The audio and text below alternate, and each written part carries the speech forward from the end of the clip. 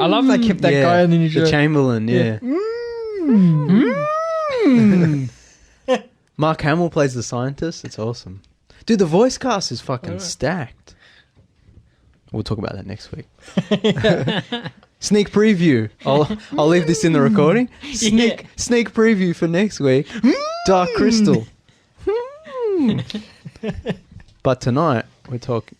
Take us in, Nathan. Welcome to the Tuesday Review. I'm Nathan. I'm James. And I'm Callum. And tonight we're talking all about Stephen King's frightening new movie, It 2. Or It Chapter 2. It Chapter 2. Based on the Stephen King novel. He didn't make the movie. He has a small part in it. But straight into spoilers this week. Yes. So, major spoiler warning for It, the novel. It, the 1990 TV mini-series / TV movie. It Chapter 1 and It Chapter 2. Yep. All the spoilers for all the It's. It verse. And maybe a bit of Dark Tower because there's a connected universe. It's also connected to 11/22/63. Aren't all the Stephen Kings in the same multiverse? Most of them. Most of them. Maybe not the ones he wrote as Richard Bachman. Bachman, yeah. But we're not spoiling Cousin It. Well, we can talk about Cousin It. We can spoil that. But yeah, we're spoiling all the It properties, especially It Chapter 2. So a major spoiler warning. If you haven't seen the movie, go check it out. Or if you're not interested, listen on. Yeah. Yeah, or if you don't care about getting spoiled. Callum, you lead us because you have many thoughts on this. Oh, actually, should we talk about Chapter 1? Because I have, strong thoughts about... We should probably lay the groundwork first. Yeah, because I have strong thoughts about It Chapter 1. So It Chapter 1, we reviewed it on the show. We all liked it. On the old show. Yeah, the old show. Way back. Generally speaking, we all liked it. Yeah. Because we thought that the childhood summer kind of segment was the best part. The whole thing people love about it is the same thing they love about Goonies and Stranger Things and Stand By Me. Is like the whole kids on bikes, hanging out and the whole 80s Spielbergian kind of adventure. So it is... which is the strongest part of It Chapter 1. Yeah, that's right. The 2017 movie. And all the kids are fantastic. Yeah, good cast. Oh, yeah, so good. So it's based on a Stephen King novel, obviously, one of his most famous works. Yeah. It clocks in at, I think it's 1,368 pages or so. Something like that, So we'll just say 1,400. It's massive, yeah. Yeah. So the problem with the franchise is, short of doing a proper miniseries... Yeah. You're going to have to cut a lot out. Yeah, it's too big and there's too much stuff and a lot of it gets too crazy. Yeah, so a lot of the book is actually kind of, because it's a slow and meandering story, so a lot of it's actually backstory, it's character development, interaction between the town. The losers. Yeah. And the town as well. The town is a character in the story in the novel. So there's a lot of, when I was young, this happened, we saw this person was there at this time, and so on. Like I said, it's meandering. Yeah. The problem with the movies, the two new movies, It Chapter 1 and It Chapter 2, is while Chapter 1 is meandering in a way that it does take its time with the boys, it's it does cover over a lot of things. It doesn't go into a lot of details.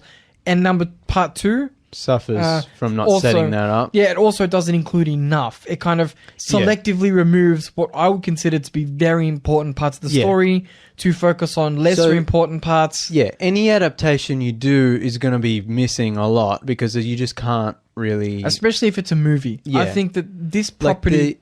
I think you're going to say the same thing as me, is like a 10-hour miniseries at the minimum, probably. Yeah, no, I was actually going to say this property, because it's so large and so complicated, I was going to say it doesn't have to be hour-long episodes, but 20 episods. That's if you want to do it justice. If you want to include all of the backstory, all of the world building. I mean, all books, just the adaptation process... things are going to change. Yeah, no, of course. So, but to get them more accurate, or not even more accurate, just a more fleshed out... Or more authentic, I feel, to the source material. You'd have to do a longer adaptation. The 1990 TV miniseries was only 2 parts. It was like 2 90-minute parts. That's why I call it a TV movie, because now they release it on Blu-ray. It's just 1 3-hour movie, basically. Yeah. And that has a lot of limitations because it was aired on like ABC, and it had like a TV budget. Yeah. And, they obviously weren't allowed to show a lot of things. They weren't allowed to say a lot of things. But it became iconic because of Tim Curry's Pennywise, which is so good. But actually, like, I rewatched it, and it's while it might not be the best adaptation, it's a pretty solid movie. Like, it gets the point across, even with all of its limitations and flaws. It Chapter 1, which came out in 2017, that was just the first half of the story with the Losers Club and the primarily focused friends, on the children. Yeah, the kids, like, riding around. And that came out, like, you know, just after Stranger Things, and had Finn Wolfhard in it from Stranger Things. And people were losing their minds saying it's the greatest adaptation. And I really liked it because of those things, because the kids were great. But personally, I didn't really like Bill Skarsgard as as Pennywise. Especially with his voice. Yeah, he sound like, because he's Swedish, so he has a slight Swedish accent. He sounds like the Sandman. And because he does that weird childlike voice, and so he sounds like Adam Sandler. He sounds like Billy. It's Bill Skarsgård, Billy Madison. Coincidence? I think not. Georgie? Do we have to get the mind map out? So, I didn't really like, and most people generally, especially Elise, who's listening now, I'm sure, most people just generally were like, he's great, he's the best Pennywise. Tim Curry is just next level great.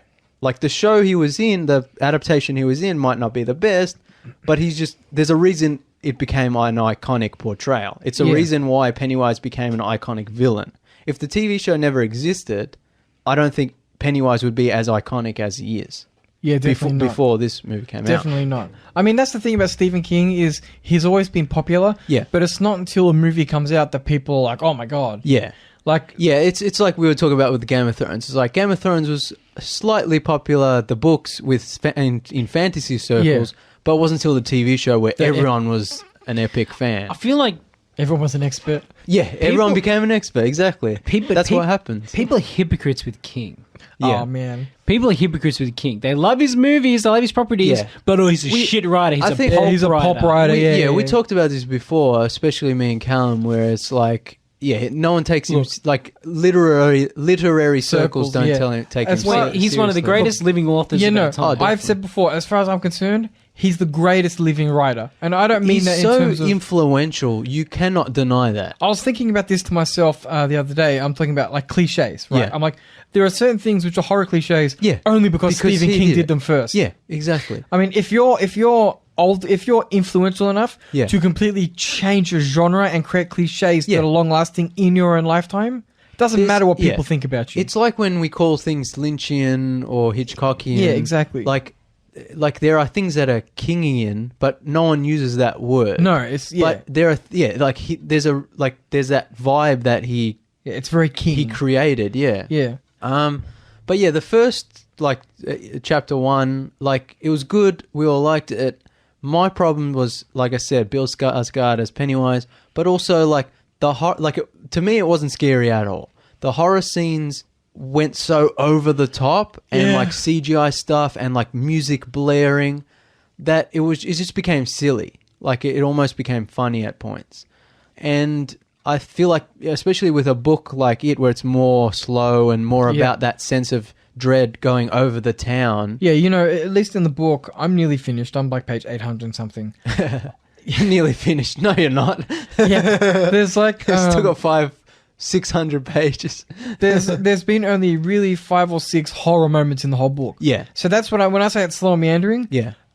Pennywise isn't the main attraction of the novel at all. Like, I'm not saying the adaptation can't have horror scenes or can't have a lot of Pennywise, but I think the scenes that the horror scenes they do have need to be more subtle, need to be more about the dread, more about the atmosphere of the town, Yeah, no, that's right, because when it happens in the novel as well, it's... Ooh. Yeah, but what happens in the first movie and kind of carries over to the second movie, which we'll get to, is it just goes too over the top. Just the music, and it's like screaming and, CGI blood, and it's just like too much. Little side tale. When we went to see this movie, we went to a wonderful cinema in a suburb called Craigieburn. When you saw chapter 2? Yeah. And this specific cinema, which we're not going to name, was showing the movie in a few cinemas, because they're like 15, 20 screenings. They had the doors open while the movie was playing. What? So we could see the screen and hear what was going on, hearing all the screams and all those the horror sounds you were talking about.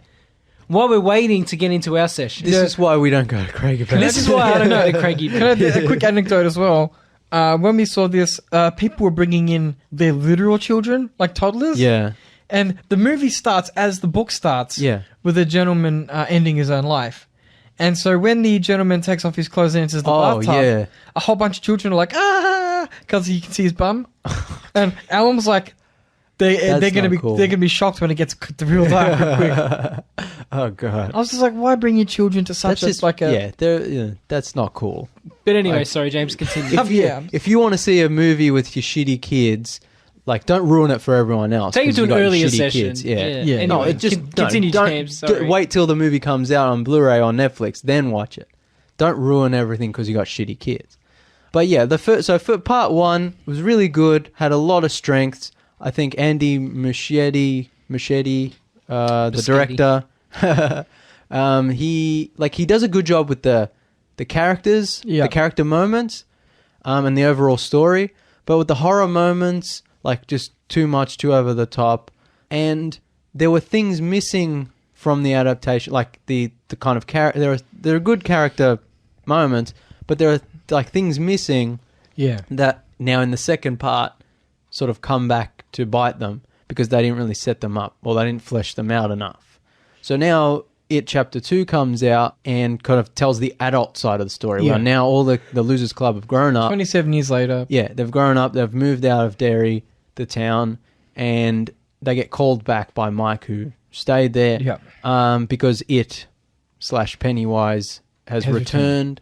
And the killings have started again. And so they made a promise to return and actually kill it for good. Overall, I like the movie, but it has the same problems. It has the same strengths and weaknesses as Chapter 1, which makes sense. It's a direct sequel. It's directed by the same guy. Yeah. It's like all the character stuff is great. The adult cast is great. The way they matched up the actors, the adult actors to the kid actors is great.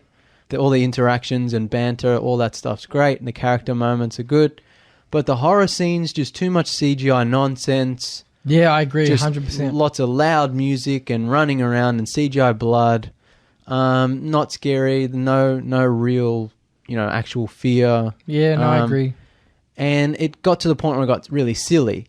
And there was also a point where maybe halfway through the movie seemed to be intentionally getting silly, like actually doing comedic slapstick moments. Like what? Like when Eddie gets the vomit in his face. When he's fighting the leper and the thing, and it vomits in his face, and they start playing, was it Angel of the Morning or whatever? Yeah. And it's like, what? And then after that, it just gets sillier and sillier. And I was like, what are they doing? What is this now? Like, is this a horror comedy? Like, what's going on? Yeah. No. It takes away from the... Funnily enough, I thought Bill Skarsgard was better this time around. Because he's, I think you said earlier, he's used more sparingly. Maybe it's because he's used more sparingly. I just found him a little bit more sinister this time around. He still does that kind of childlike thing, but it's a bit meaner. Yeah. Like, I don't know. There's that part where he really feels like, towards the start-ish, where there's the little girl.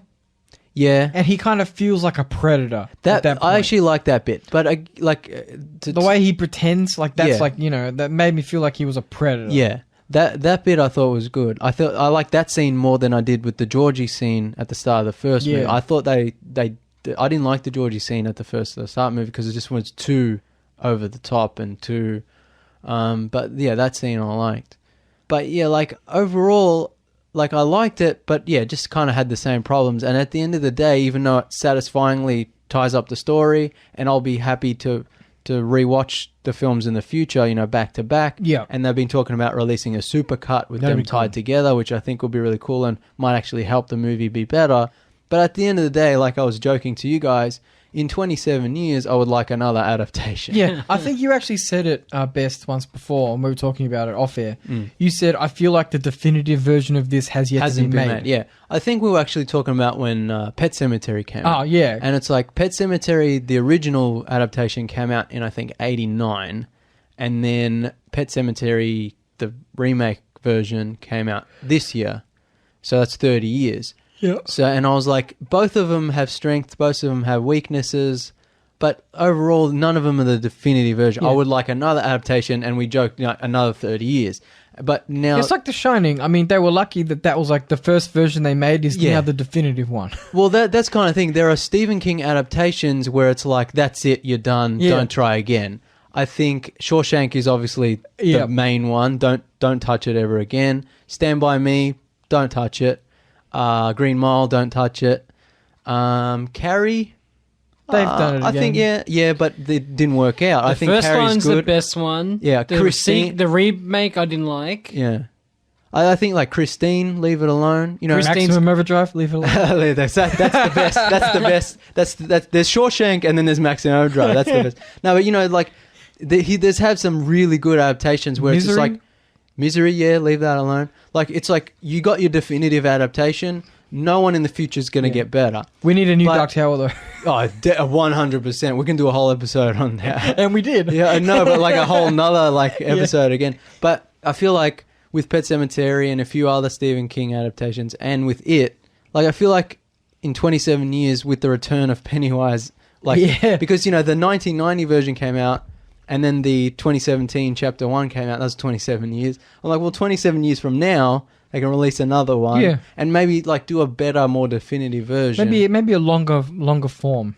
Maybe a miniseries, or like because I was thinking like Chapter 1 is like 2 hours 10 minutes roughly. Chapter 2 is like 2 hours 45. So they like backloaded all the story, like a half an hour's worth of story in the second half. I was thinking like, what if the first half is 2.5 hours and the second half is 2.5 hours? That way you have a 5-hour duology. You know what I would do?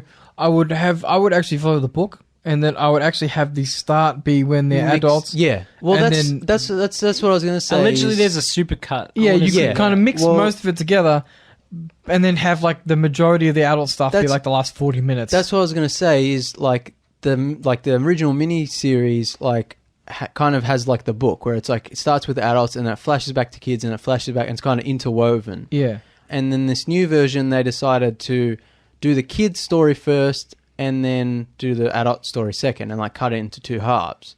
And I thought that was fine, like it makes sense. Yeah. But what ends up happening is in the second half, all the stuff they didn't set up in the first half because like they didn't have time or because they were kids. They didn't think about it.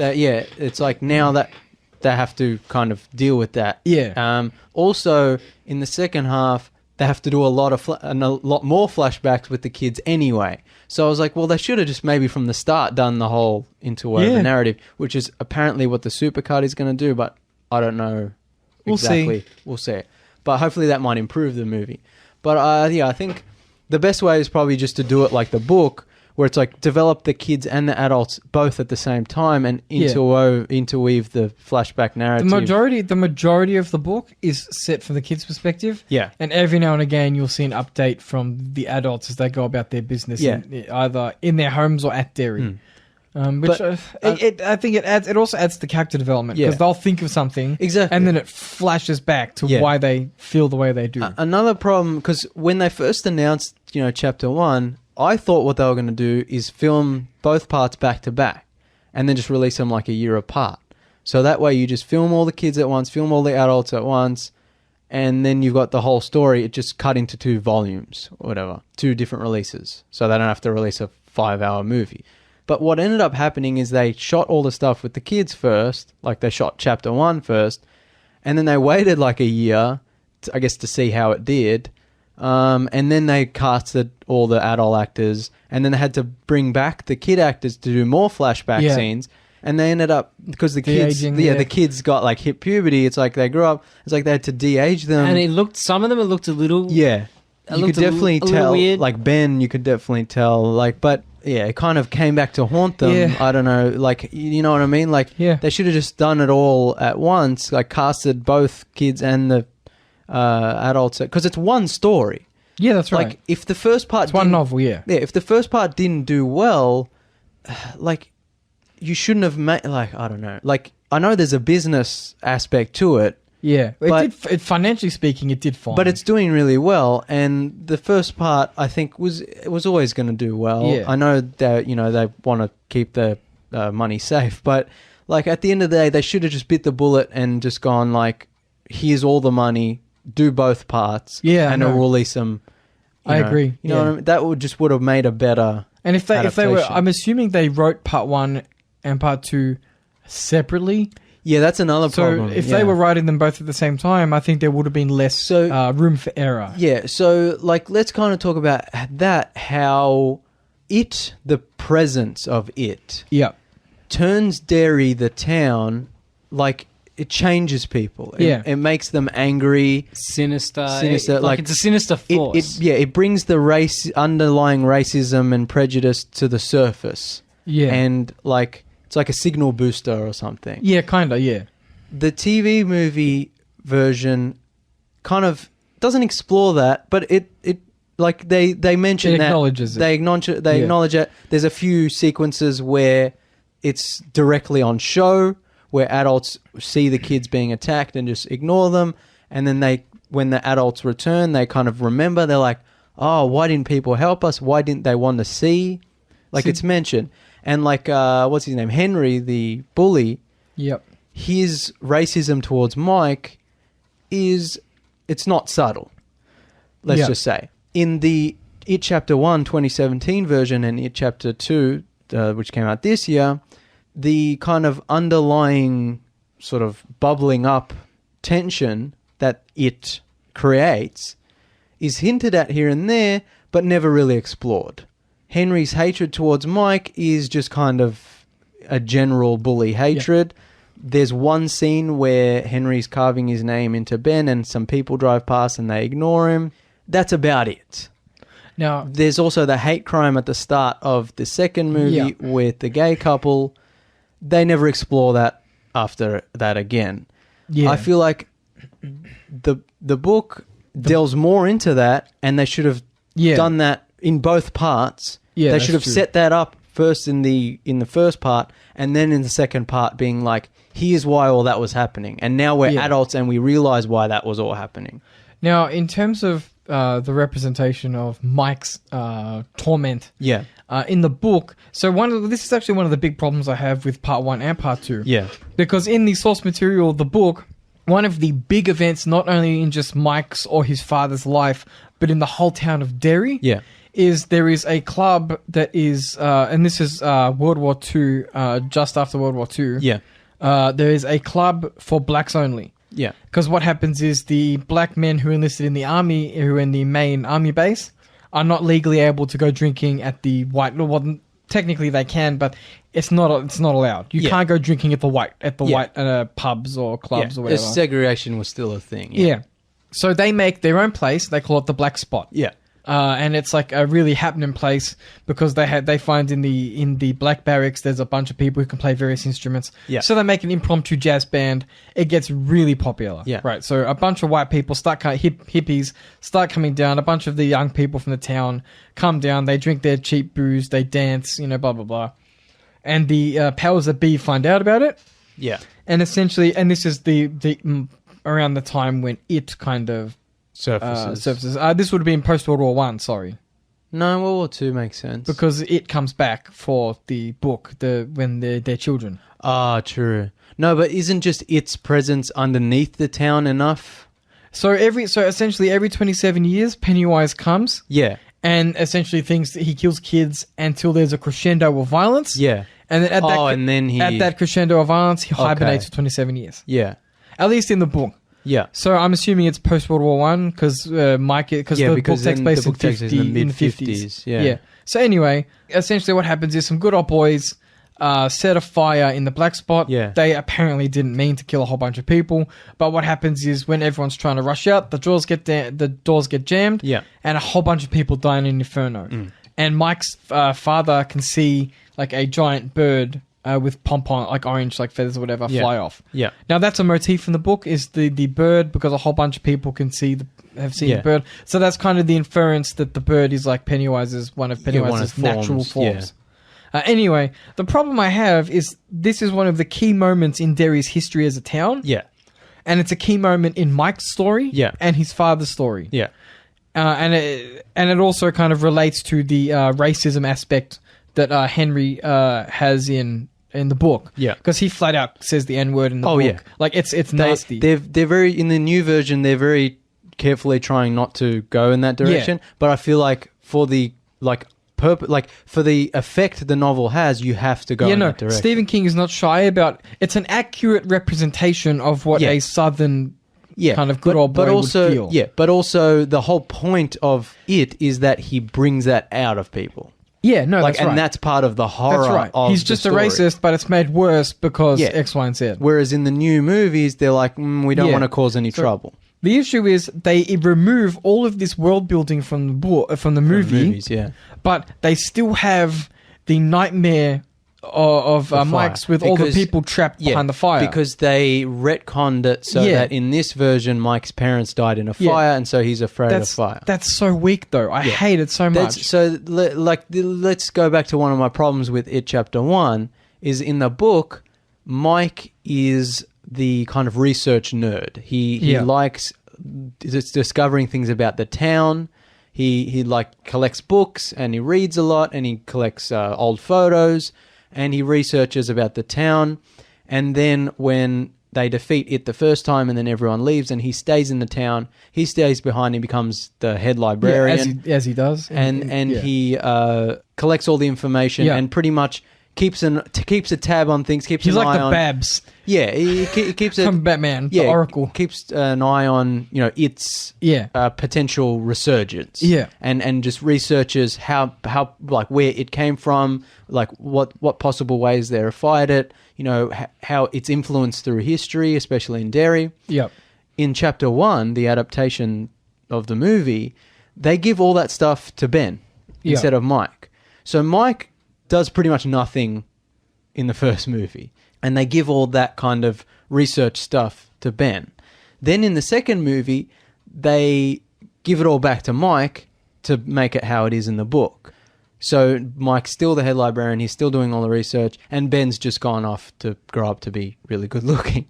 It's like in the book. No, but you know what I mean. So the fat boy becomes the Adonis. So it's kind of like we were saying, where the things they wrote in the first movie kind of didn't make sense to where they were going to go in the second movie, even though they had it in the book, they had it in the source material, they knew what they were going to do. Yeah. But they decided to change it for the first movie just to then re-put it back for the second movie. Just one thing that's really been bothering me that you'll know the answer to, I'm sure. In part 1, do they stop calling Ben New Kid? And is there a point where they stop calling him New Kid and start calling him Ben? Because I thought it was really awkward when they kept saying New Kid instead of calling him Ben. Because in the book, it's just Ben. Hey, Ben. What's up, Ben? Yeah, that's part of the Chapter 1's adaptation where Ben's the new kid. He bumps into Beverly. Beverly's like, hey, you're the new kid. And he's like, yeah. And he's listening to New Kids on the Block on his Walkman, I know, yeah. And she calls him New Kid. But then throughout the movie, they call him Ben. Yeah. Now, in Chapter 2, when they do the flashbacks, which were filmed after Chapter 1... all the kids kind of reverted. Yeah, all the kids are just calling him New Kid, New Kid, New Kid. Also, it's not really... It's because it's a bit confusing. It's not really... it's... Those flashbacks we see in the second movie... They're not dated. Yeah. They actually take place before the losers teamed up to fight it. Yeah. So it's kind of like flashing back before... It's kind of like in the middle. I get you. Yeah, you know what I mean? So it's kind of like... Yeah. I just thought it was awkwardly handled. Yeah. That's why I think they should have just shot everything at the same time. I just don't see why they couldn't have had, just extended the movie a little more and had the black spot stuff in there. Well, see, that's the thing, I want to talk about, is that's what I was saying. The first movie should be roughly 2.5 hours. Second movie should be roughly 2.5 hours. All the stuff you set up in Chapter 1, you're going to pay off in Chapter 2. Yeah. Now, Chapter 1, as it is, the way it was released, mostly just about the kids. Yeah. But they kind of ignore all the stuff about the town, the underlying bubbling up violence that it creates. Brings out, yeah. And then in Chapter 2, they can't pay it off because they haven't set it up. Yeah. So I feel like if you're going to do a really good adaptation of the book, you have to do both things. You have to do the kids growing up and the underlying racism stuff and violence. And then in Chapter 2, then you pay it off and you have the adults notice it, like I said. Like, I feel like I understand you have to adapt for TV. Yeah. So there are always going to be tough choices. Yeah. But it's not like Stephen King spent a lot of time making this book, which is considered to be one of his masterpieces. So it's not like you can't see the trajectories of various characters. Yeah. You can't see what affects them. That's the Like, thing. you It's know what like I mean? they Like, have it's the not rocket blueprint. science. Yeah, they have the blueprint. I think it all comes back to really, like, the weaknesses of the movie mostly lie in the horror. Yeah. They should have probably, because the character building scenes are quite good, and the actors and all that, but really you kind of have to do more of that, and then the horror scenes like will have more impact, and you can have less of them. Yeah, that's That true. makes sense, and they don't have to be so over the top. Yeah. There's a difference between dread and jump scares. Yeah, I want more dread. exactly. Yeah. And I think tying the dread back into what his presence actually does, that's more scary, that's more effective. That's why Stephen King's novel is So and legendary. that's why all his novels are so scary, like renownedly scary. Yeah. Whereas the movie is more, it's the modern take. It's he's the scary clown. Whereas it's like, no, we actually want the backstory as to why he's scary and what he actually brings out in people. And the clown bit is just the physical incarnation of his, actual form. But also, the clown is just his. He's like a fishing lure. Yeah, exactly. Like he sends the clown out to get the kids to come in. Yeah. But in reality, he's like a... Yeah, Pennywise is like a celestial... Yeah, he's like a celestial negative force being. that feeds off negative... What I said to Callum is they should have approached this almost through a very much like a veil of Lovecraft. Yeah, well... Kind of. Like a force... he somewhat appears as a clown, but at the end of it, he's very much a Lovecraftian sort of demon. Yeah. Now, that's another thing with the movie is... Because in the novel gets very weird cosmic horror at a certain point, with the turtle and everything. Yeah. And I know they kind of want to shy away from that. One thing I do like in the movie is that they do a joke like, the ending sucked. I don't like your endings, Yeah. I read your book. Yeah, I like Stephen King plays the pawn shop owner, and he's just like, he's like, did you read my book? He's like, I didn't like the ending. Yeah. That's how you know that's how you know it's an improved adaptation. Yeah, but Because Stephen it's kind of King's like cameo. it's like famously known for shitty endings, but even he kind of takes the piss out of himself, which is fun. But so they're kind of, even though it's a joke in the movie, like a meta kind of thing, they're also saying we're going to change the ending to the actual movie you're going to see right now, which is understandable. Everyone knew they were going to do it. Everyone knew they weren't going to adapt the actual full proper ending of the book. But what they do end up doing is, they show that it is actually a cosmic being and a spider and a shapeshifter and all that. And they, do a little bit of hand-wavy, like Ritual of Chud stuff. But really, at the end of the day, they don't go far enough into it. Yeah, I agree. I feel like you either go all the way in or you don't do it at all, like the 90s TV movie. My favorite part of this movie was delving into the rituals and the ancient magic at play. Yeah, so that's another thing. Like when Mike is explaining the ritual and there's those crappy CGI grey flashback things where they're showing like the original form of it and how the Native Americans were trying to get rid of it. And I'm like, that's your perfect opportunity to actually film good flashbacks of its origin and like the Lynchian Native American Twin Peaks style lore. I haven't finished the book yet. Don't just hand-wavy CGI shit at me. I haven't finished the book yet, as I said, but Mike describes the Ritual of Truth in the book as two people, so Pennywise and whoever the people choose tie their tongues together and telepathically tell jokes to each other, and the first person to laugh dies. That's pretty cool. Now, obviously, they didn't film that version, but for all I know, that's not what. Like that might just be something Mike says. I don't know. I haven't finished it, so I don't know. I don't know what the final confrontation looks like in the novel. Yeah. Between the adults and Pennywise. Yeah. but I was very underwhelmed by the final confrontation. Yeah, it's them running around in a really dark like a video cave. game boss fight. It's like a really dark cave, just CGI shit, and it's just Pennywise as a CGI spider just smashing around. That was very disappointing. Yeah. They could have like, done something better with Pennywise. One thing I will say, I really do like the deadlights. Yeah. Like the way they're animated, cool, yeah. the way they move. One thing, a problem I have with this movie is they don't explain what the hell the deadlights are. It's like... That's what I mean by the cosmic horror. Yeah, Explain that. Mike just walks into the room and he's just like, the deadlights. And everyone's like, oh, the deadlight. And I was like, wait, what? Yeah. Like, there's a deleted scene there, I think. But I'm like, all they needed to do was like the TV movie, is there's a bit where Stanley... Because Stanley sees its cosmic form, and he explains like it was like lights, it was like dead lights or something. I'm like, that's all you needed. Yeah. Bev saw the dead lights. Why couldn't she just explain them as dead lights? Just have a small scene. They need to go fully in, or they need to not do it at all. Yeah, no, I agree. Like, so that's piss around. Yeah, like that's another thing. Is like I think those ritual of spirit quest scenes. Yeah. I was just like, this is bullshit, CGI nonsense. They really should have used those scenes to explain, you don't have to explain everything. You can leave things a mystery. Yeah, yeah. But actually like show some actual physical footage, live action footage that you've shot. Look, I mean, on the show, we tend to rewrite movies. Oh yeah, make them better. Send us a check.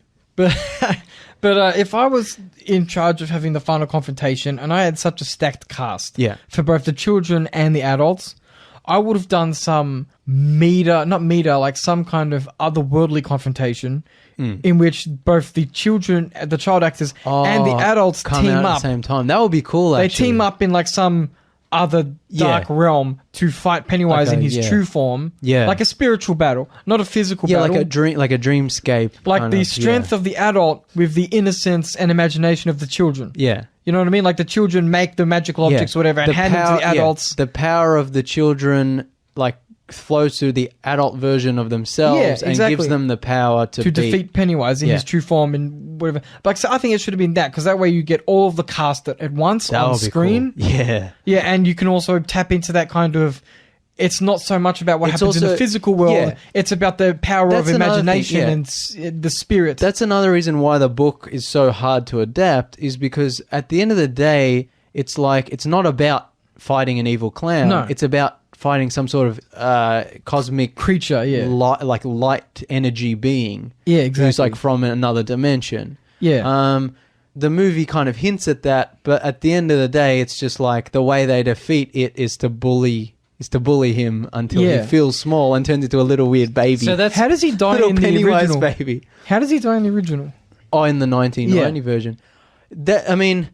He kind of turns into a giant spider. It's like a big like puppet thing, which is pretty cool, like a kind of claymation kind of. Yeah. And then they pretty much, because the whole thing in the 1990 version is like, if you believe something is real, it's real. Yeah. To it. That's how it feeds on people's fear, is he makes you believe what's there is real even though no one else can see it. Yeah. So they reverse that, and they're like, well, if we believe it's real, we can hurt And that was one of the coolest parts of this movie, where they almost hinted at it when Eddie picks up like a stick or whatever spear. it is. Spear. And it's like, I believe this can kill it. But in the 90 version, what they do is they have like silver earrings, and they're like, well, silver kills werewolves. And it's like, if we believe silver can kill it, it can kill it.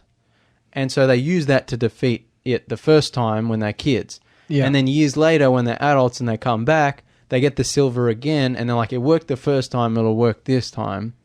It doesn't really work this time because it's too powerful in his spider form.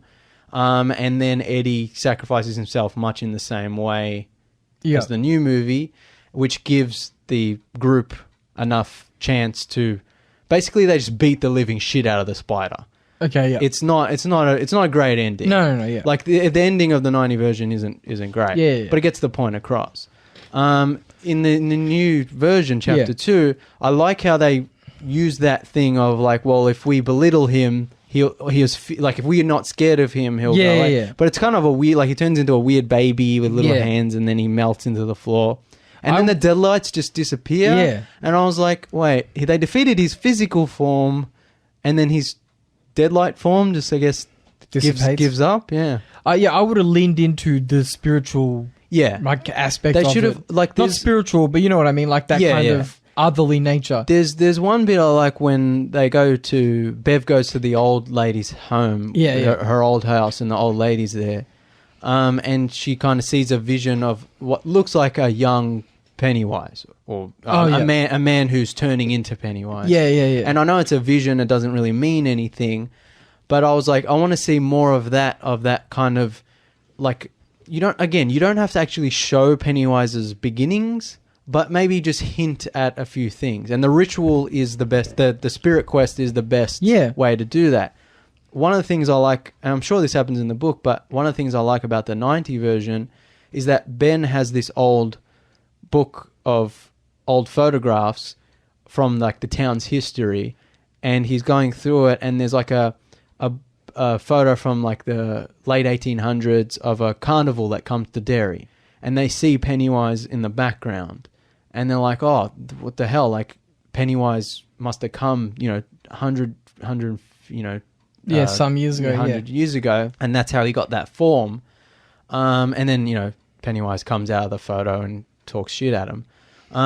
In the new version, they they do some stuff like that, but I think you can see there's like a photo of, like, an old carnival with Pennywise written on the carnival the wagon. And you can, like, see a guy who looks like Pennywise in the background, whatever. But I think they had the perfect opportunity to lean in on that if not with flashbacks, then with the spirit quest and with Mike's research. But because Mike's research is given to Ben and they don't explore that a lot in the first movie, then by the second movie, they're just kind of like, You know what I mean? Like that. You have to start from the start, and you have to write both movies at the same time, and they have to interweave. You know what I mean? Yeah, that'll make some of the supercut a little bit awkward too, if we do get that. Yeah, if they are going to recut it to be more like the book, which I don't know if they are. So you're going to have Ben doing all the research as a kid, and then Mike doing it as an adult, and to be like, it's not as cohesive. Yeah. I feel like there seems to be on the internet as well, we talked about this before the show. Yeah. There seems to be some type of also a misunderstanding of Beverly's character.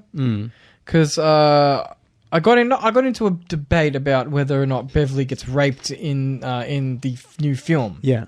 And I didn't think she did. There's no... And it's implied that her father is abusing her, possibly sexually. It's never confirmed whether she was raped or whatever. This is one of the big differences between the new adaptation and the book. Yeah. Because in the book, her mother's alive. Yeah. So the whole character... Because this is one thing I didn't like. When you change characters too much, you also cannot use the character building from the book. Yeah. Because they're two different characters who share the same name, share some of the same traits, but it all works differently down the line. Yeah. So when you remove the mother from the equation, for example, suddenly the father is a lot more predatory. Yeah. Whereas since he's in the book, he abuses not only Beverly, but the mother. As well, and it's not in a sexual fashion, it's in a...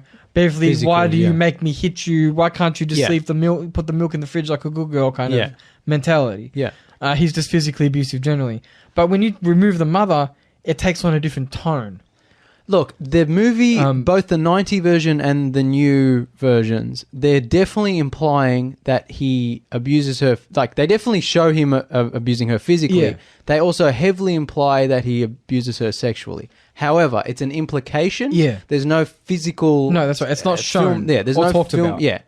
And you were saying that people are like, no, she was raped. Yeah, no. Some dude flat out told me on Twitter, no, she was raped. I was like, did I miss a scene? That he's stating that as a fact. Yeah. That's never confirmed in the movie. The only reason I mention this is in the book, he just assaults her. Yeah. Like, in quotation marks, Yeah. I mean, because the difference is in the book, she doesn't want to grow up because her mother implies to her that, well, when you grow up, you have to get married and all men will treat me like my husband treats me, treat you like my husband treats me. So she worries about maturing because she doesn't want to find love because to her, love is a violent thing.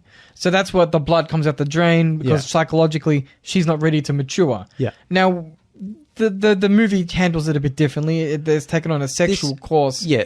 But I feel like the character building in the book is so strong because it has not only... I feel like not only Beverly's experiences, but it also has like the mother will tell her something, the mother will go into some details, and you kind of lose that. I feel like there's no one to fully explore the Beverly story without the mum. The new movies are more, like I said, more concerned with the over-the-top horror, gore, Pennywise stuff than the actual psychological underlyings of why are they afraid of these things. Yeah. The perfect example is I'm sure this happens in the book, but in the 90 version, the TV movie, when Beverly goes to her old home and her dad's not there and the old lady's there, and the old lady turns into her father. Yeah, and it's kind of cheesy, and he's like a man wearing a dress and creepy makeup, but it's effective, and you understand why she's scared because it's like that's her fear, is her father returning to hurt her. In the new movie, the old lady just turns really tall and has her tits flying around. It's really CGI nonsense. Yeah. I'm like, this means nothing. It's not scary. It looks silly. Beverly's fears should come from somewhere real. Yeah. That's what it does. He takes your real fears and he materializes them. Yeah. The new movies hint at that. They do a couple things, but... It's like 50-50, basically. But really, they're just interested in... The jump scares. Yeah, like, one thing I really like about the 90 version is that it appears to Ben as his dead father and tries to lure him into the sewer and says, son, I'm alive, come with me. Yeah, and it's emotionally, powerful. In the new movie, they don't have that Ben subplot with his dead father, and instead... Do they talk about Ben's father at all much in part one? Because I know his father leaves. No, they don't talk about it at all. Yeah. Yeah, so in part one, when he's at the library, scariest part of the movie is the most subtlest. When Ben is at the desk at the library, and there's just an old lady staring at him behind him, just standing there. And you're like, what the hell is she doing? And nothing comes of it, but it's really scary. Then he gets up and goes downstairs, and there's like a headless ghost boy carrying eggs and chasing him around. The camera's shaking. It's really dumb and not scary. Also, it doesn't tie into what's Ben's actual fear. Is his fear a headless boy just because he read a book about a headless boy? No. Yeah. At least Mike's fear makes sense because his parents died in a fire, so he's scared of fire. Yeah. But, they need to... If they're not going to adapt the book straight up, they need to say, well, this is... this character's fear. They need to understand. This is how Pennywise materializes it. Yeah, no. Because that's how Pennywise gets the most psychological output by playing into the fears. That's how he feeds. Yeah. And I feel like the people who made the movie don't... I'm sure they understand that because they do use it at points. Yeah. But they don't understand that that's what he does. Yeah. Like, he's not just some, look, I'm a werewolf. I mean, he does take a werewolf's form. In the book. And but in the 90 movie, Yeah, but it's like, look, now I'm a tall person. Everyone's afraid of a tall, weird person. Haha. It's like... Because I always assumed he read your heart, in a way. Yeah. I don't know if... they might talk about it in the book. I know in the 1990 version, I think they say something like, I think he reads our mind. Like one of the kids says, I think he can read our mind. Yeah. Like it would make sense for this creature to be able to... Telepathically like sense what your greatest fear is. And then like Pennywise says something like, you're most delicious when you're afraid. Something like that. Yeah. Again, they hint at that in the new movies, but they don't go into it. Yeah. I'm not... Like the 1990 version isn't definitely not perfect. But it just does enough to get by. Yeah. And the new versions, they do a lot of things better than the 90 version, but they also do a lot of things worse, or they just gloss over a lot. So I feel like both, you can watch both versions and get different things out of them. That's why I want another adaptation. To take the best of both. Yeah, to get like make it a the TV definitive, series. to get the definitive version. Like an HBO special. Yeah, like a HBO miniseries. Yeah. Would probably be the best way. I want a Netflix series made by the people that make The Haunting of Hill House. Yeah. Well, we'll talk about this hopefully soon. The guy who Mike Flanagan, who made Haunting of Hill House, is doing Doctor Sleep. So that's gonna be exciting. So well, I mean, it's worth also noting that Stephen King, in his other books and his other works, Pennywise is still alive. Stephen King stated before he's thought about doing a sequel. Actually Pennywise, or is it just the same creature as Pennywise? Because I know I think one of the Dark Towers, there's a creature that resembles Pennywise, but isn't Pennywise. I'm not sure. Yeah. But I know he's also thought about doing a sequel, but he claims that writing it was very stressful for him, and he had nightmares all the time of like literally nightmares of Pennywise. So he says he's lying. He was ripped on cocaine the whole time. He doesn't remember anything. That might be true. Yeah. But I would love to see because his writing hasn't got worse with age. Yeah. He doesn't tend to write the kind of bangers he did in the 80s. Yeah, he's like the Woody Allen, like he bangs them out, and some of them aren't that great. They're not going to be his classics, but it's going to be But decent. occasionally you get a really good one. Yeah, basically, yeah. So I'm interested in that. I don't think it'll ever come to pass. Mm. Well, I know Andy Muschietti said like he wants to do another It movie like based in the lore of it. And like a TV show? Yeah, like I would be interested. I would be interested in that because, like I said, I want to see the exploration of the lore the world of like how does Pennywise throughout the decades, throughout the centuries, kind of influenced Derry and like. But again, like that's what should be in these movies. We shouldn't have to have a third movie or a TV show to explore that. They should be weaved into. Yeah, absolutely. This story with the Losers Club. Yeah. Now, I mean, we should probably mention the performances in part 2. Oh, so good. Are good. Yeah. Like the problems we have are not with the cast. No. All the actors are perfectly matched with their child forms. Yeah. Like it's like perfect. It's uncanny. Like perfect casting of the kids, and then they perfectly cast the adults. Yeah, exactly. Like so good. One significant change from the books is, and one of the reasons I don't like part 2 is they decided to seemingly arbitrarily make Richard Tozier Trashmouth homosexual. Yeah. Now that's not a problem in and of itself. No. But they don't set that up in part 1 at all. And they don't really set it up in part 2. No. They kind of don't. It's just implied. Yeah, like they don't even say it. They don't do any of the work needed to kind of make that pay off. Yeah. It's just it just flashes to him in an arcade where he's playing video games with Henry Bowers' cousin. Yeah. And he's like, "Oh, you sure you don't want to play another one?" And Henry's like, "Oh, you're homo." Yeah. And then he runs out. And then it turns out that was legit him having...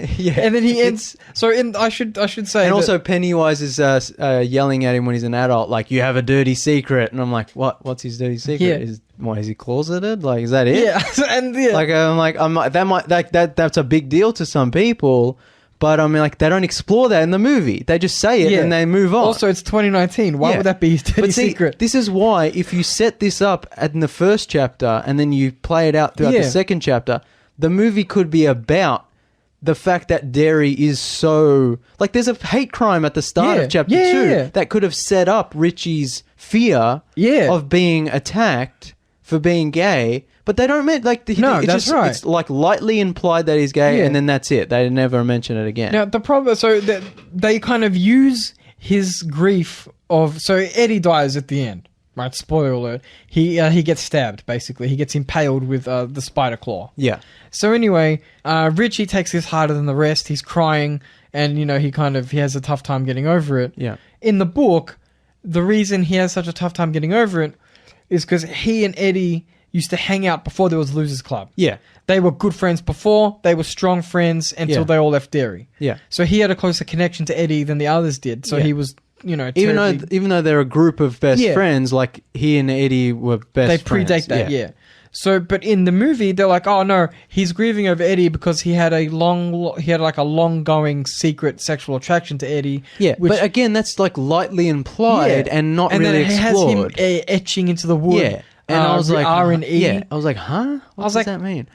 I was like, if you're going to do that, that's fine, but do some work on it. Yeah, it's kind of like the cosmic stuff, whereas you either do all of it or you do none of it. Yeah. So you either explore that side of Richie or just don't mention it at all. Yeah, so it makes me feel like they included it just for diversity's sake. Maybe. The reason I say they only made Richie gay for diversity's sake is because they it's like an afterthought.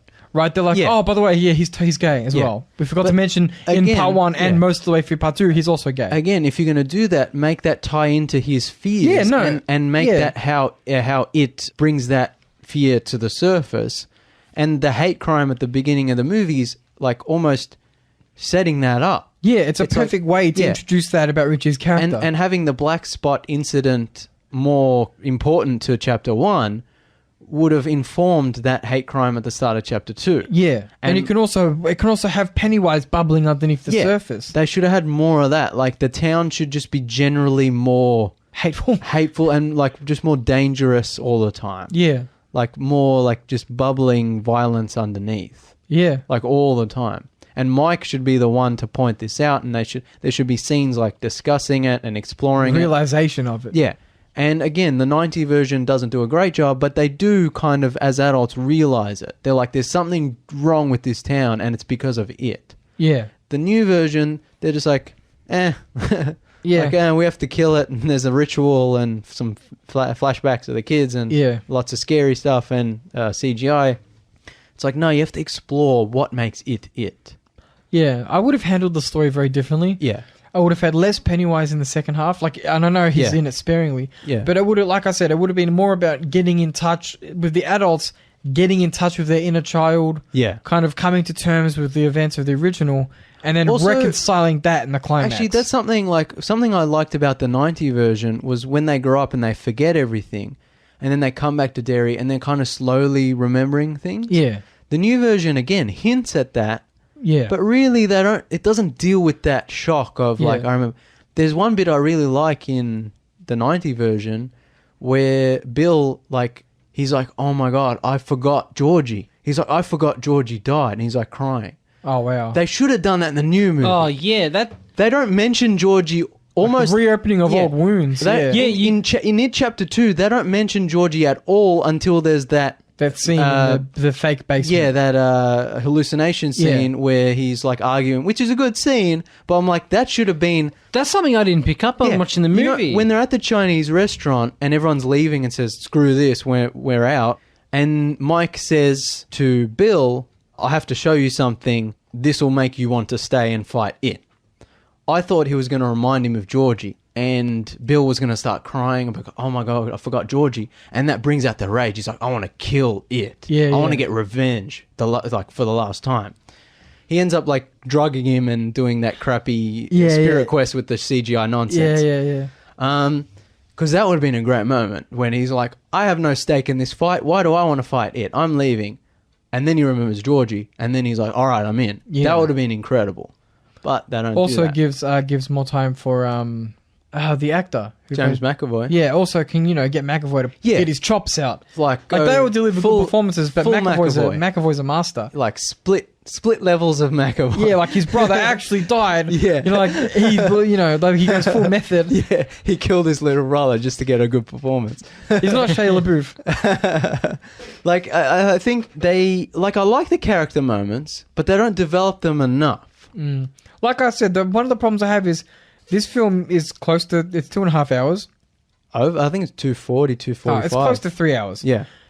Like I said, I feel like I both felt this movie's length, and it also, to me, felt rushed, because every time they have to go somewhere, it's instant. Yeah. I disagree. Like, as many problems as I have with it, I didn't really feel the length. Like, I still enjoyed the movie. Like, I still, really... Like, I watched Chapter 1, then I watched Chapter 2 right after, the next day. I didn't enjoy it as much as I enjoyed Chapter 1. I didn't feel the length, though. Yeah. But yeah, like, they do rush certain things because, again, they haven't set things up. Now they have to they either brush over them or they have to set them up. Also, like, Henry... Because in Chapter 1, they throw Henry down the well. And I was like, oh, they killed off Henry, even though in the book and the 90 version, like, he comes back and it uses him as, like, a physical enforcer. Yeah. If that's right. But then in this movie, they're like, no, he was actually alive, and it plays out the same as the book. I was disappointed they didn't use a similar car than Christine. Oh, no, but they already set up he had the Trans Am in the first movie. Yeah. So it doesn't mean that it has to rescue him in the Trans Am. I mean, it kind of makes sense, Yeah. I did like how his friend, his dead friend picks him up, and it's like a American Werewolf in London kind of thing, where his dead friend's helping him. But again...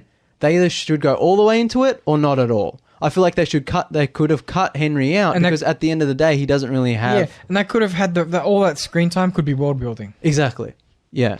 Also, another problem I have is at the end of the movie when they defeat it, like, and it shows everyone's endings, and Bev and Ben go off and get married and have a life together. And like, Bill, I guess he writes a book, so I guess he's okay. But they never mention his wife again, who was in one scene and doesn't really do anything. Richie doesn't get an ending. No. Like, he carves his name and then you don't see him again. And it's like, what?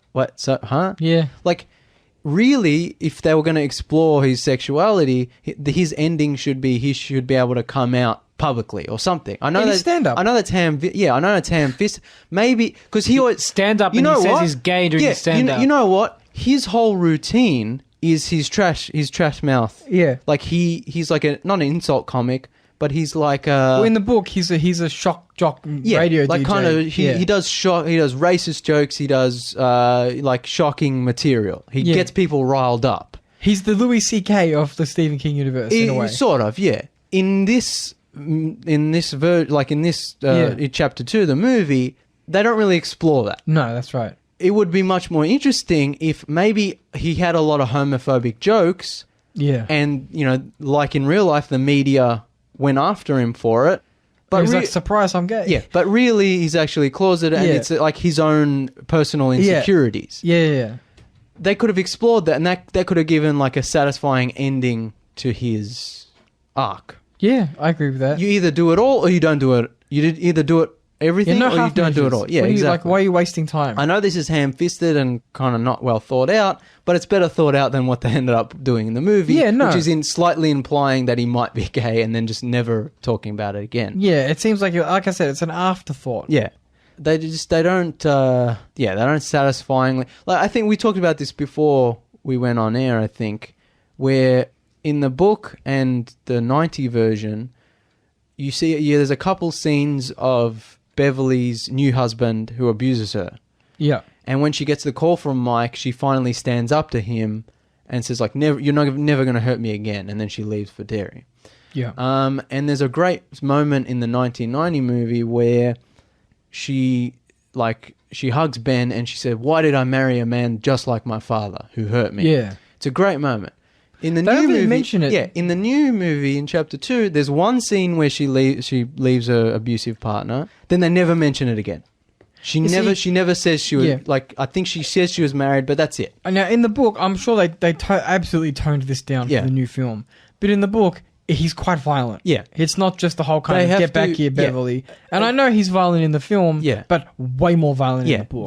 They need to explore that of like why would she marry a man like her father? Because abuse self-perpetuates. Exactly, and that should tie into her character, and that should tie into Pennywise's grip on her and how it materializes her fears by showing her a father, which it does a couple times in the new movie. But they need to weave that in. On that. Yeah, like explore that. Don't just mention it once. This is the problem. Like the movie mentions things once or implies things and then just forgets about them. Yeah.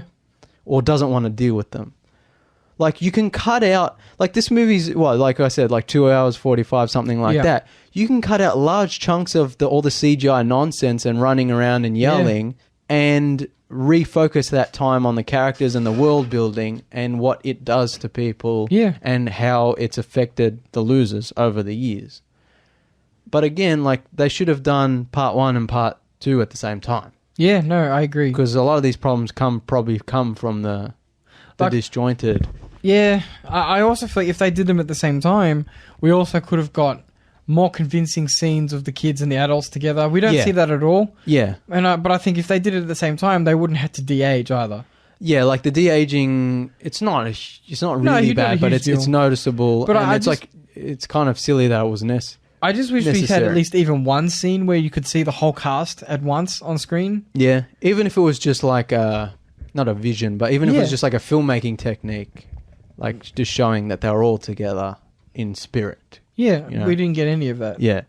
No, I think they need to explore more of the character. Like I said, the character stuff is the strongest, but they also need to double down and explore on it. Explore more of it. Instead of, like the CGI stuff's not scary and it's just kind of bleh. Like the whole, the Chinese restaurant thing with all the CGI crap flying around, I was like, ugh. Like there's most horror was just CGI. There's like that weird fly with a baby's face, and I was like, what is this? Yeah. Like, this is not scary. The 1990 version is more effective, even though it's like cheesy dollar store, practical effects. I mean, the practical effects are good, but, like, it's you get the point across by doing something simply and quickly rather than doing the same thing in a longer amount of time with lots of CGI stuff and music blaring and people running around yelling. You know what I mean? Yeah. 100%. Like, I think they overthink it. Like, they're like, we have to go more modern, more CGI, more scary. It's like, no, you can actually just make it simple. And the more simple, the more effective, I think. I agree. Yeah. Look, I didn't hate it. I'm not going to lie. It was worth a watch. I just don't think it was that good. Yeah, and it's not like I said. There's nothing to do with the cast, even the production value. Like, it looked nice apart from the CG. Yeah, the cast did a good job. Oh, cast is the best part. I just don't think it was a very well told story in the sense that when you compare it to the source material, I just think that they took a lot of shortcuts. Yeah, like I keep saying, I watch chapter 1 and 2, back to back. When they come out, I'll watch them again and I'll enjoy them. And I think overall, it's satisfyingly, it's a solid kind of story from start to finish. But yeah, it just lacks a lot of the nuance of the source material. And the 90 version, even with all its flaws and limitations, does certain things better. Yeah. And again, like, we need another adaptation to get the best of all three versions. Yeah, like we need the a source material, one. the 90 version, and these two versions. We need the definitive adaptation. Yeah, but like, it's an enjoyable movie. I liked it. Like, Bill Hader's hilarious. All the banter with him and Eddie, fantastic. I like Richie calls Pennywise a sloppy bitch. Yeah, that's really funny. Yeah, and some scenes do get like too humorous, like too silly. Yeah, but yeah, like also did they change Eddie's occupation? I thought he was a limo driver. Yeah, in the book he's like a chauffeur. He runs a chauffeur business. He drives a limo. Yeah, like, why is he? Alan reckons he's lying, and he actually is a limo driver, and he's just lying. He was driving that big Escalade. I was like, oh, that makes sense for his company. So we reckon he's not actually a risk analyst, and he's just lying. But I think risk analyst is a good thing for his character because his character's always worrying about risk. Yeah. I did like so in the book, as far as I know, Eddie is married. Yes. In the 1990 version, he still lives with his mother, which I actually like because he's under his mother's thumb. Like, he's never been able to let her go. In the chapter 2, the new movie, he's married, but it's the same actress who plays his mother, plays his wife. I thought that was genius. I'm like, that's the best. Like, if you're not going to have him live with his mother, to have him pretty much grow up to marry a woman who's just like his mother, perfect. He does in the book as well. He marries a woman just like his mum. Yeah, so that's, I guess, where they got it from. Which, no, not just like his mum. Yeah, but I like how they use the same actress. Yeah, size, like I just like that. That was such a perfect. I was like, yes, that was good. Yeah, I'm trying to think. There's no real major apart from the differences that I've mentioned. I think they handled Stanley pretty well. Yeah. I hope you got a good paycheck. I know, my God. Well, I mean, he only did the short scenes, but he did a good job. I like all the adult cast is good. All the kids are good. Yeah. I think that's about it for this topic. Yeah, I think we ticked all the boxes. Yeah, I'm sure there's more we could discuss, but I think we've run. Oh, so we have Stephen King as a cameo. It's really good. Yeah, we talked about. I love Stephen King. Yeah, that was good. For people listening at home, regular listeners of the show, his new book came out today as of recording. Okay. Oh, really? Callum's like, why am I here? Why am I not reading it? No, I finish it first. I will. Then we can talk about the turtle. This movie needed more cosmic turtle. Yeah, more turtles. No, not even like a big screen presence. Just like a turtle walking somewhere. There was when Ben goes back to the school, he sees like a stuffed turtle on the desk, and I know in chapter 1 where they're swimming in the quarry. They mentioned. I was like, oh, something brushed against my leg. Oh, it's a turtle. Yeah, it's all connected. Yeah. Peter Bogdanovich plays the director at the start of the movie. That's crazy. And the actor who played young Ben in the 1990 version is one of the members in the boardroom when Ben is having that meeting That's cool. Also, the director has a cameo in the pharmacy. Oh, yeah. Yeah. It's a fun movie. I liked it, but has problems. Yeah. Which, much like the first one, I'm sure. I didn't re-listen to our first review, the old review, but I'm sure we had a lot of same problems. Probably, yeah. Most likely. But in 27 years, we'll see. We'll be whinging again. Stay tuned. When Pennywise resurfaces. Stay tuned. Stay very tuned for our next review of it in 27 years. Now, I mean, for regular listeners of the show, we love Lord of the Rings. Mm-hmm. We have a juicy rumor about the Lord of the Rings TV show to talk about. Oh, hype. Now, this is just a rumor mill. We got a picture off of the Reddits. Yeah, I don't know if this is true at all. It's probably fake, but it gives us something interesting to talk about. So, according to this rumor, it claims that the story goes as follows, or at least the plot. The plot of the new show has apparently leaked, and it's rumored to be this. From a post on Reddit, it says, blending in with the men of Rune, I don't know how to say any of these names, Ken Watanabe and Ghassan Masood. Those are the actors. As the actors. Were carefully chosen for the acting prowess, regional fame, and for the role of the Ithrin Luin, the Blue Wizards. Yep. We will be following the peoples of Middle-earth as they arrive in the Second Age rather than the Third Age, as stated in Unfinished Tales. They chose these wizards to blend in in a vast region of Rune, home to many different peoples that make up the Easterlings. So, too long don't read. Yeah. You got 2 blue wizards who featured briefly in the Silmarillion, are sent to the eastern area of Middle-earth, which hasn't been shown on screen before, or really anything has been set in that region. No. There's vast places of Middle-earth which just aren't really talked about. And essentially, from what I understand, they're just going to be trying to thwart the schemes of a servant of Morgoth. So the Sauron. The Blue Wizards will be at odds in the show with Sauron and his ally Carmul. Carmul at this time is an ambitious king of a powerful Easterling kingdom, and this arc is known as the Sea of Rune arc. And he's just one of many regional arcs in the ground downfall of Numenor plotline that will span 5 seasons of the Second Age.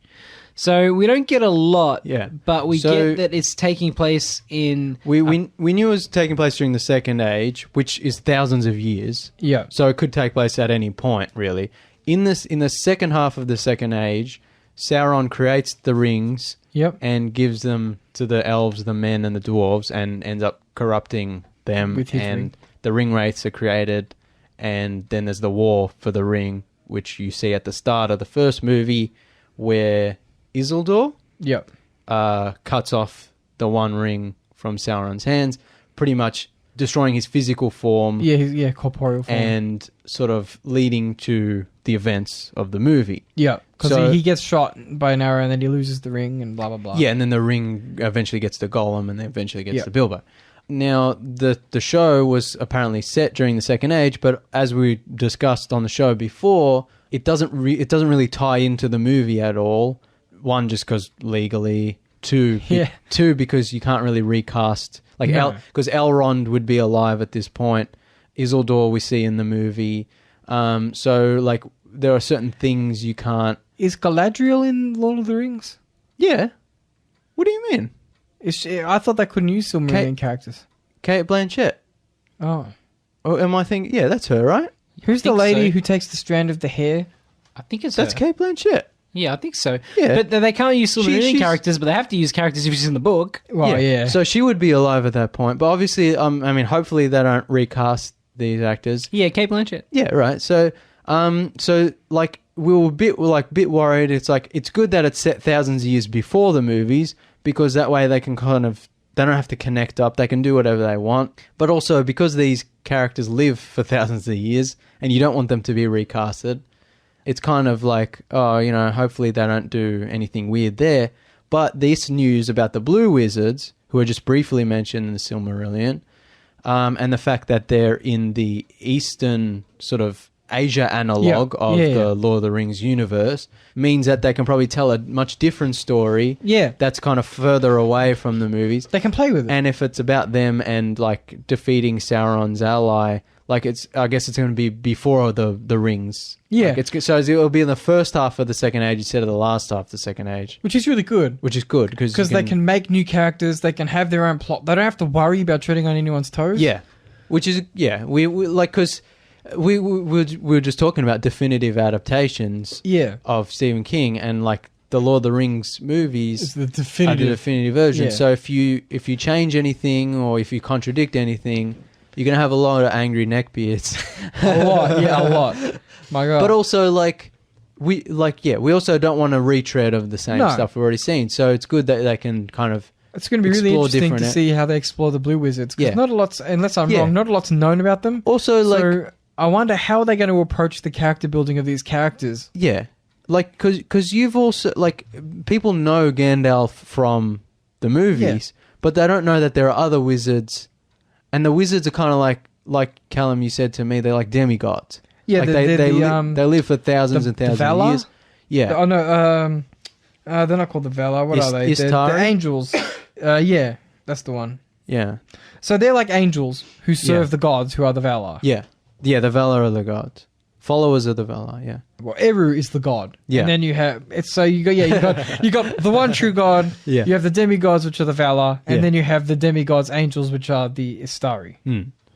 And the Blue Wizards are two of these characters. Yeah. They're like, I'm pretty sure they kind of go off and they do their own thing, and they're not really talked about a lot. Yeah. So the TV show can explore. It's funny because it has here that in the writings of Tolkien, he goes, it is revealed that aside from Curunir, Saruman, Mithrandir, Gandalf, and Radagast, there were others of the Astari who were sent into the east of Middle-earth and do not come into these tales. That's it. It's like, don't worry, they're out there. There's a whole other story. But we won't talk about that now. We'll get to them later. And he never got around to them, of course. But that's good. The show can kind of do what it wants with them and sort of not worry about ruining the timeline or the canon. Their names were Alatar and Palander. Yeah. There is a little bit written about them, but not a whole lot. Yeah. Because it's all vague. It's all vague. Like, they did this around this time. Yeah. It's all very vague. So I think that it's kind of good. They can kind of play with it a little. Because it's also... And also... I would say what they did in terms of what he actually wrote is probably not considered the most canon. Yeah. Just because it was... He kind of worded it so loosely and it didn't feature in his prime writings. Yeah. Like, Unfinished Tales is canon. Yeah. But it's just that. It's Unfinished Tales. Yeah. You know what I mean? It's like the Silmarillion is not Unfinished Tales. The Silmarillion is its own book, which is deemed canon. Yeah. Then you have like other writings, which are like miscellaneous. Yeah. It's like other stuff that kind of happened in the legends of the... Yeah, exactly. Yeah. And not all of it was like 100% completed. Yeah.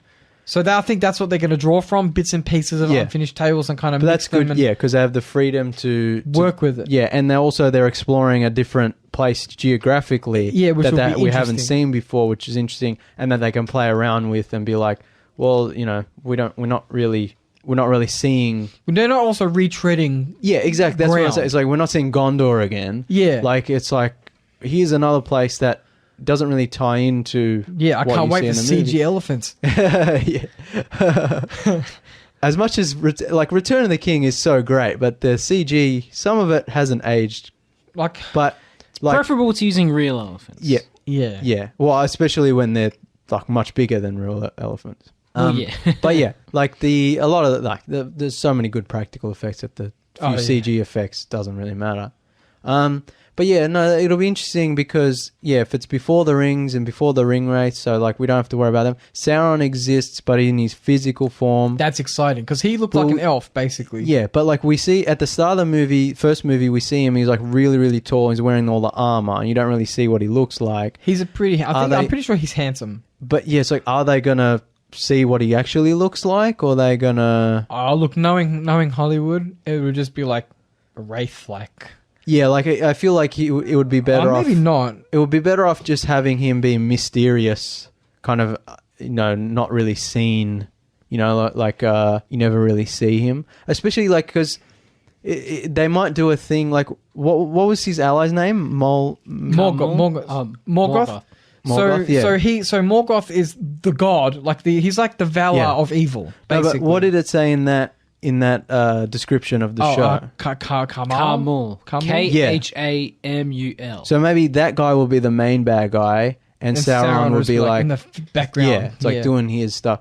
I hope that one of the shit things about The Hobbit is that they tried to tie it into the Lord of the Rings movies by introducing all the Sauron stuff and having Gandalf and Galadriel go off and fight Sauron, and having all the orcs, this, that, and the other, and trying to put in all this shit that we didn't need for this. Like, this adventure should have just been about Bilbo fighting the dragon with the dwarves, but they tried to tie it back in, make it more serious, make it more about the timeline and the lore of like, eventually Sauron, the war, or the events we see in Lord of the Rings. Yeah. And it's like, I hope they don't do that. I don't think they will. Which I don't think they will, because it's so disconnected. One, it's set thousands of years before. Two, it's set in a place we haven't really explored before. Three, it's apparently about the Blue Wizards, which we don't know much about. And other than Sauron, I just hope they don't keep bringing up Sauron. Like, remember Sauron? You know what happens with him? He turns into the eye. I hope that if he is in it, I hope he's just a big scary guy who does scary things. So apparently he looked fair. Okay. But then when he changed his allegiance to serve Morgoth, the Valar of Evil or whatever, he became more hideous in form. Weren't orcs originally elves? Yes. Like thousands and thousands of years ago, and then they became corrupted by evil, and they became ugly, and so it's like, I hope. But I'll be fine. Also keep in mind that Sauron being he's technically is he an Istari? I think he's a demigod, but I don't know if he's a wizard. Because I'm gonna have to look that up. Jamie, look that up. But I know he could change his appearance at will. So just because he's in the show, like, he might take various forms depending on his need. I don't know. Sauron. Sauron, yeah. Because I can't remember what his true nature was in terms of the celestialness. Yeah, because he's not an elf, he's not a man. Yeah. He's like a god, demigod. I always thought he was the same. He's like a Thor. I thought he was the same level as Gandalf. No one's the same level as Gandalf. Well, yeah. Because Gandalf's gangster. Yeah, he's gangster. But I'm kind of hoping that we get to see more mythological aspects, like maybe some stuff that's mentioned in one of the other texts, like Bombadil-esque. Like, the reason Tolkien never explained Bombadil was because even in, like, he wrote everything about Middle-earth. Yeah. If you have a fact about Middle-earth, you can find it in one of his letters, but he never explained Bombadil. Because he said there needs to be a sacred mystery in a sense. Like, you need something that's just unexplained, something that's magical. Even in this magical world, that's magical within it. Yeah. So Bombadil, for example, predates the gods. Really? Yeah, he predates the gods. He answers to no one. He just wants to live in his forest. He's like a forest fairy, right? He's like, he just kind of exists in this forest. Like, he just is. Yeah. He just dances and... Sauron is described by Tolkien as a lesser member of the race of Valar. Oh, so he's... Okay. So he's like a god... like a lower...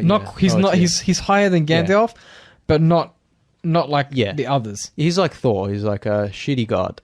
Yeah, basically. But so I think it'd be really interesting... Not shitty god, you know what I mean? Like, he's not like he's not a celestial...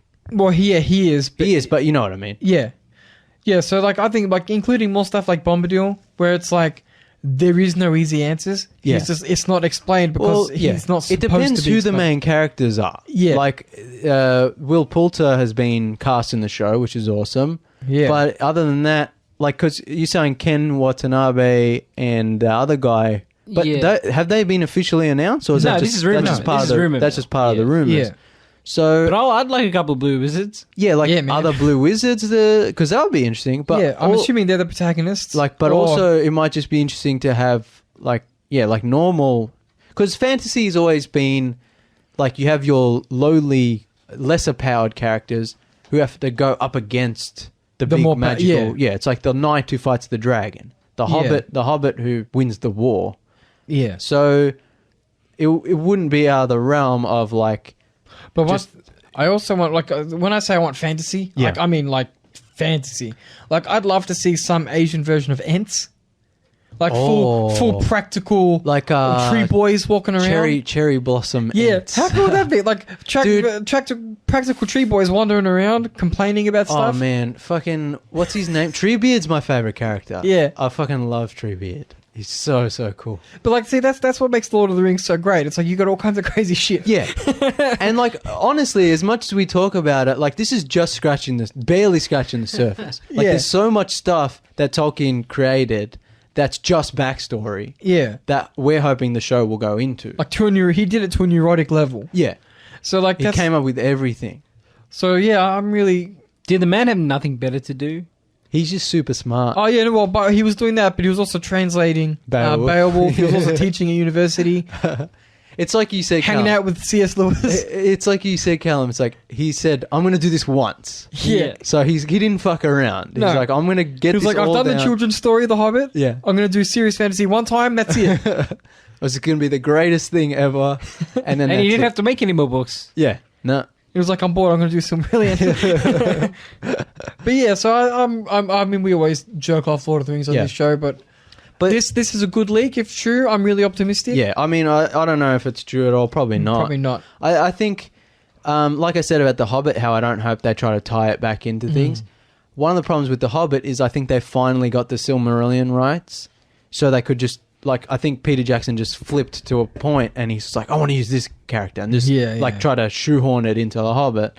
I hope they, like, on one hand, the show can do that because it's like free reign. Yeah. But also I hope they don't just like, oh, we're up to season 2. Let's flip through the Silmarillion and see what cool guys we can have in here and just like, that'll be fun. Like flip to a page and a point. But also we talked about how like they're going to honor the timeline and the canon of the Second Age. So even though what the characters do, that's up to the writers, but the overall arching timeline and what the big events has to remain what actually Tolkien wrote. Yeah, so that's why I think because the Blue Wizards are so mysterious, that's they why can get away with more. Yeah, I think the estate will be like, well, you know, so long as you don't claim it's canon. And then the Blue Wizards opened a bowling alley.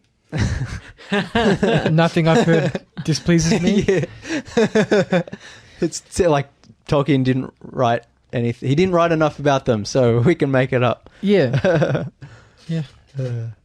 It's exciting. There was also a leak recently about the next World of Warcraft expansion. Okay. Which is actually... So there's always leaks about the next World of Warcraft expansion. It's like a ritual. Every now and again, someone will be like, I have the details. Yeah. But this one actually is the most credible by far people have seen in a long time. Because it came When did the last expansion come out? Last year. So is it time for a new one to come out? Usually it's 2 years between expansions. Okay. So it'll get announced this year and probably released next year. Yeah. Okay. Yeah. So this leak came with allegedly a high-definition screenshot of a teaser cinematic they've been working on behind the scenes that they're going to show off at BlizzCon in November. I wasn't sold. Okay. Yeah, well, so there's a gentleman on YouTube who makes really good videos called Bellula, and he just, like, every time there's anything from Blizzard, he breaks it down, analyzes talks about the context. He does, like, 20-minute videos about news updates and stuff like that. Yeah. He was sold. He was like, if you look at the water, it's the same type of water rendering that they use in their official, but like all kind of high-tech stuff, blah, blah, blah. But he was like, what made me laugh, he's like, he reckons it's legit because it's in the same style of writing what Blizzard do, but it's not ambitious enough. You know what I mean? Like, he's like, it's just disappointing enough that it might be legitimate. He knows it's legit. Which I laugh because he's like, it's good, but it's not so good that you think it couldn't be from Blizzard. You can tell it's official because there's a level of quality on there. Yeah, no, legit. And if you look at, like, Blizzard aren't known for their high quality writing. Yeah. That's not what you play World of Warcraft for. Yeah. But essentially what happens is everyone dies. Everyone likes the cinematics though. Yeah, but yeah, that's true. Like generally, I guess the animation. Just make a movie out of it. Yeah, I would love it. That's how I think they should end the World of Warcraft franchise is a full-length film. Oh, like Blizzard actually makes an like animated. Like a CG. Yeah. Like, oh man, it'd be really good. That would be the best way. Anyway, so this new expansion is allegedly called Shadowlands, and essentially you have to go to... everyone dies, and then you have to essentially go to the underworld to stop, like, the old gods. That's interesting. Which I can't... Have they ever explored anything? Yeah, like a little that? bit, a little bit, but it's like it's like there's the natural progression from where we're at now. Yeah, that would be cool. And it's some of the like what they've like the little design documents they apparently have shown sound really cool. I'd be down for it. We'll see if it's legit or not. Yeah, because at a certain point, it's like there's only so much you can do. It's like, oh, we're getting a new expansion with a new area. Yeah, a new continent. Look, everyone, you didn't know Pandaria was over here, did you? Yeah. So at a certain point to make it like an underworld or... Yeah, because we've been to space a couple of times. Oh, really? Yeah. I didn't know that. Outland. The first expansion was a space-themed expansion, Outland. I didn't know. Technically. Okay. So we'll see what happens. But yeah, I hope that's a legit leak. Yeah. I mean, we always like to speculate and talk about rumors, but we'll see when it... See what happens. Need more information, but any excuse to talk about nerdy fantasy shit. Oh man, we'll take it. And next week, Dark Crystal, where we get to praise full puppets. All fantasy all the time. No, but legit initial thoughts about Dark Crystal. Oh, it's really good. So I watched the original movie. I've seen it before, but I rewatched it. Yeah, me too. So good. They don't make movies like they used to. No. But then you put Dark Crystal on. Keep it in the bottle for next week. Netflix. Yeah. Yeah. But it's good. Yeah. Steak sauce. To quote How I Met Your Mother. Yeah, it's really good. We'll talk about that next week. You guys want to mention anything else? No, I think we're good. No? Yeah. Thank you for listening. Like and share the Tuesday Review Facebook page. Follow us on Twitter at Tuesday Review AU. Follow James on Instagram at Channel Drifter. You can find our previous episodes on your favourite podcasting app. If you like video games, check out Callum and Jake's show Sunrise Arcade. If you like automotive discussion, check out Matty J's show Car Talk, TRQUE. Make sure to rate, review and subscribe to the Tuesday Review on iTunes. It helps us out a lot. Adios, cousins.